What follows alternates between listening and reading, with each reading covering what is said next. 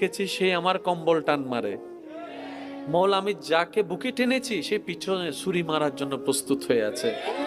এমনকি যাদের জন্য দিন রাত খেটেছি, এক সময় সে আপন জনেরাই, বউটা, স্বামীটা, সন্তানটাই চোখ পল্টি মারে, আমাকে আর চিনতে পারে না। যতদিন দিতে পেরেছি আমার চাইতে ভালো আর কেউ নাই। আজকে আমি 3 মাস অসুস্থ হয়ে আছি, আমার ছেলে আমাকে বর মনে করছে, আমার স্বামী আমাকে বর মনে করছে, আমার বউ আমাকে বর মনে করছে।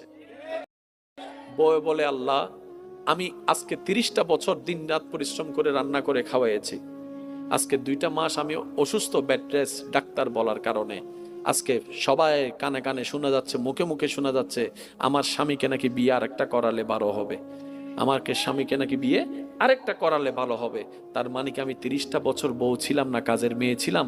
আমারও তো একটা প্রশ্ন থেকে যায়, আমার অবদানটা কোথায়? প্রত্যেকটা জনের চেহারার মধ্যে হাসি আছে কিন্তু মনের হাসিটা নাই। এবার বান্দা বলে মওলা